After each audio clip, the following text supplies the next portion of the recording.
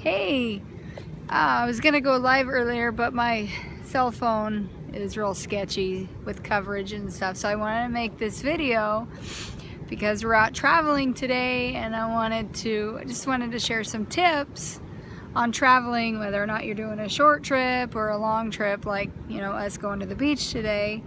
Just some tips for us moms out there that can help make our lives easier while traveling. One thing that I know we like to do is we take extra Ziploc bags. That way if there's a mess or if there's extra or garbage or somebody doesn't eat all their food, you can put it in there and it's safe and secure. And if we have to pack extra clothes, and this is a really good tip for moms with newborns, is to save space. We did this when the girls were little because we traveled hours away from home a lot. I put their clothes in a Ziploc bag and I squish it really tight to take the air out. Saves on space. Pack a lot of snacks. That way, because I know kids, they get cranky when they're hungry, but make sure, a good tip is to not pack gooey or sticky snacks. They can make horrible messes. I know this from experience.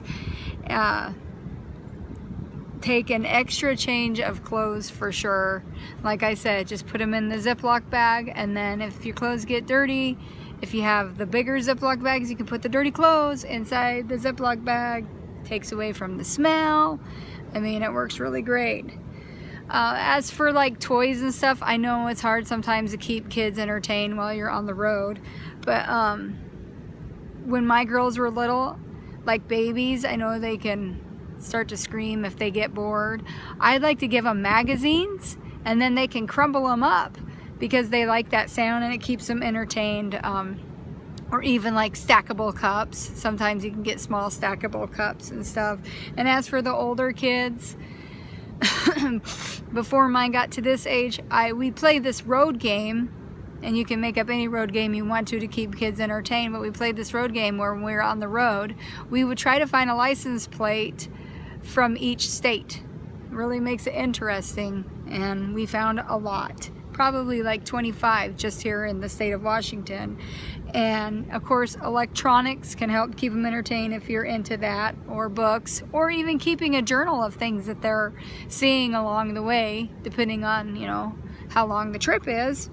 And if you're going to be going through towns on your trip that have neat things that the kids might want to do, you should try to plan it for a day that those the events that are taking place on free or discounted days. I like to do that a lot. It saves a lot of money. And another tip that we like to do is we take a lot of breaks, because kids can get really cranky. They need to stretch, go to the bathroom, whatever. I bring a first aid kit, and if we're going to be gone for days, I pack their medicines. Sometimes they'll have allergies, so I'll do Benadryl if they get a headache, Tylenol or Motrin. They have that for kids and stuff. We also pack our own meals, and if you can't do that, what I suggest you to save money is when you go out to eat, stay away from the tourist streets. They cost a lot more. We like to choose, if we don't pack our own food, we like to choose restaurants that not everybody goes to. That way we save on money. And one good tip I can give all you moms is just slow down and take a deep breath. I know we get overwhelmed because we're the ones who usually have to do all the packing and all the planning and stuff. Just take a deep breath and slow down, and don't rush things. Try to have fun, because if we're in a happy mood, the kids will be in a happy mood. Anyways, I hope you find all these helpful. You guys have a great day. All right, bye-bye.